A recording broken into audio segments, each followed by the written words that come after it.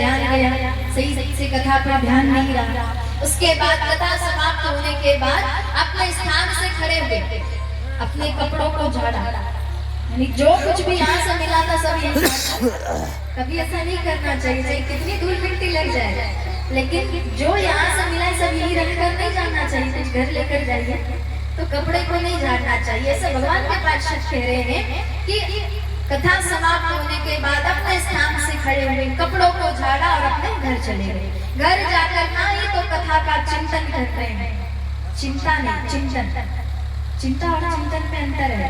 चिंता अच्छी बात है, चिंतन अच्छी बात है। भगवान का चिंतन, भगवान की कथाओं का चिंतन, कथाओं के बारे में सोचना, ना भगवान की कथा के बारे में सोचा, जो भी सुन के गए सब भूल गए, तो ऐसे में तो कल्याण नहीं होगा। जबकि दूसरी ओर धुंधकारी जो कि बांस में कैद है, कहीं आ जा तो सकता नहीं था, दिन भर पड़े पड़े धुंधकारी कथा के बारे में सोचता रहता, पूरे कथा को सोचकर उस कथा से एक सार निकाला कि मुझे अपने जीवन में कितने अच्छे अच्छे कर्म करने चाहिए थे और मैंने कितने बुरे बुरे कर्म।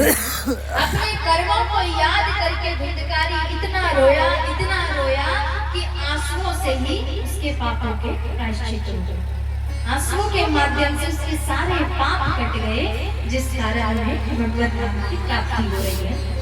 अब धुंधकारी को भगवत धाम की प्राप्ति हुई। गोकर्ण जी विचार करते, मेरी कथा सुनाने से क्या फायदा, जब श्रोता कथा सुन ही नहीं पाए, किसी को मुक्ति मिली ही नहीं, तो कथा सुनाने का क्या फायदा। गोकर्ण जी दोबारा से अपने गांव में कथा का आयोजन करवाते हैं और इस बार जब 7 दिनों की कथा का आयोजन हुआ है तो जितने पशु हैं, घोड़े बकरी सबको लाकर बांध दिया गया, सबके कानों में कथा के स्वर जाए और सबको मुक्ति मिले। और इस बार जब 7 दिनों की कथा समाप्त हुई है, भगवान के हजारों पार्षद पहुंचे हैं, जितने श्रोता थे सबको भगवत धाम की प्राप्ति हुई। यानी ये जो श्रीमद् भागवत महापुराण की कथा है, ये मुक्ति प्रदान करने वाली कथा है। अब आप ऐसा मत सोचिएगा कि 7वें दिन भगवान के पार्षद आएंगे और एक साथ सबको मुक्ति मिलेगी, नहीं। जब भी आपकी मृत्यु होगी तब आपको भगवत धाम की प्राप्ति होगी। तो यानी ये श्रीमद् भागवत महापुराण की कथा ये मुक्ति प्रदान करने वाली कथा है। सूत जी महाराज श्रीमद् भागवत महापुराण की महिमा का वर्णन करते हैं। अब हमारे जितने 88,000 संत थे, सभी संत जन सूत जी महाराज से कहते, प्रभु अब हम कथा की महिमा तो जान गए कि कथा को सुनने से क्या लाभ है, ये तो जान गए, लेकिन अब आप हमें कथा श्रवण करवाइए, अब आप हमें कथा सुनाइए। तो सूत जी महाराज सबसे पहले भगवान विष्णु के 24 अवतारों का वर्णन करते हैं। देखिए, अभी भगवान विष्णु के 24 अवतारों के जो नाम है, नाम वर्णन करने हैं और कुछ अवतारों की कथा हम आज श्रवण करेंगे और कुछ अवतारों की कथा हम आने वाले आगे के दिनों में विशेष रूप से विस्तार से श्रवण करेंगे। तो सबसे पहले भगवान विष्णु के जो 2 अवतार बताए गए हैं, हंसा अवतार और हैग्रीव अवतार।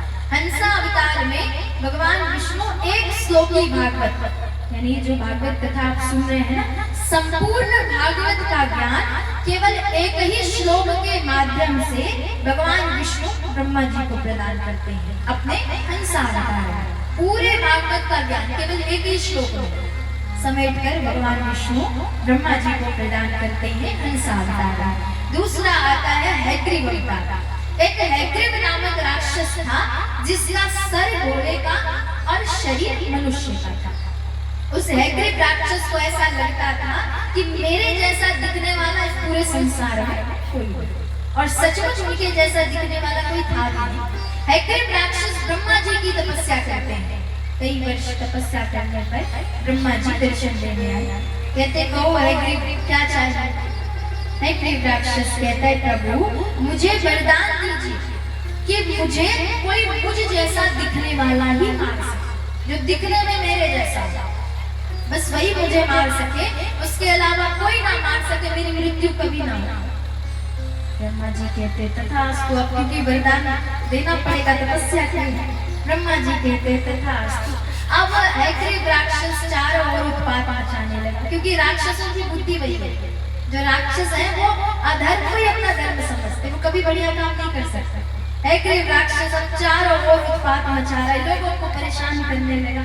जिससे सभी देवी देवता चिंतित होकर भगवान विष्णु के शरण में आए और हैग्रीव राक्षस को मारने के लिए भगवान विष्णु हैग्रीव अवतार लेते हैं, यानी सर घोड़े का शरीर मनुष्य का बनाकर हैग्रीव राक्षस से युद्ध करके उसका वध किया, जिस कारण भगवान विष्णु का दूसरा अवतार हैग्रीव अवतार है। भगवान विष्णु का तीसरा अवतार सनकादि ऋषियों के रूप में होता है।